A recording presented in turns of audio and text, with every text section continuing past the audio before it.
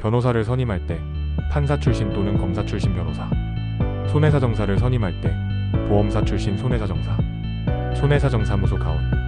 수영장에서 발생한 사고 어떻게 보상받을 수 있을까? 날이 더워지며 실내외 수영장을 찾는 분들이 많아지고 있습니다.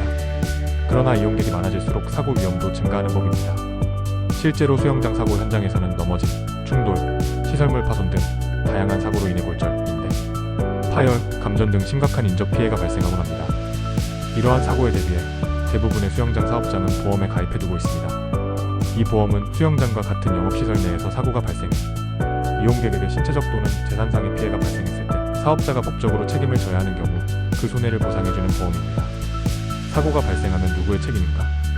배상책임 보험의 핵심은 법률상 책임입니다. 단순히 사고가 났다고 해서 보험금이 지급되는 것이 아니라 해당 사고에 대해 수영장 측의 과실이나 관리 소홀, 안전조치 미흡 등으로 인한 법적 책임이 입증돼야 합니다.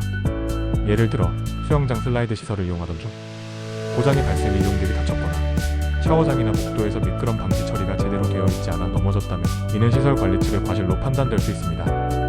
이처럼 책임 소재가 명확히 드러나는 경우에 보험을 통해 보상이 가능해집니다. 사고 이후 어떻게 보상 절차가 진행될까? 사고가 발생하면 피해자는 해당 수영장 측에 사고 사실을 알리고 보험 접수를 요청해야 합니다. 많은 분들이 우리는 책임이 없다는 현장 직원의 말만 믿고 그냥 돌아가는 경우가 있는데 이는 매우 위험합니다.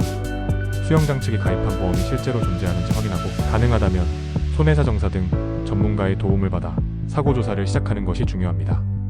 골절과 수술까지 이어졌다면, 특히 척추나 관절 부위에 골절 사고가 발생한 경우 수술 여부와 관계없이 향후 장기적인 후유증이 남을 가능성이 높습니다. 이럴 때는 단순한 치료비 청구에 그치지 말고 노동능력 상실률을 포함한 종합적인 후유장애 평가까지 받아야 적절한 보상을 받을 수 있습니다. 직장생활이나 일상생활에 지장이 생길 정도라면 향후 손해액은 더 커질 수 있기 때문입니다. 피해자의 권리 전문가와 함께 지켜야 합니다. 현장에서 받은 안내만으로 포기하지 마세요. 과실 비율 조정, 손해액 산정 책임, 소재 분석 등은 모두 법률적이고 전문적인 판단이 필요한 영역입니다. 특히 일반 소비자는 보험사나 수영장 측과의 협상 과정에서 정보와 경험의 격차로 인해 불리한 입장에 처하기 쉽습니다. 따라서 사고 발생 시에는 즉시 사고 사실을 기록으로 남기고 진료 기록, CCTV 영상, 현장 사진 등을 확보하는 것이 중요합니다. 이후 손해사정사의 도움을 받아 본인의 권리를 정확히 주장하고 정당한 보상을 받는 것이 가장 현명한 대응입니다. 손해사정사무소 가온이었습니다. 감사합니다.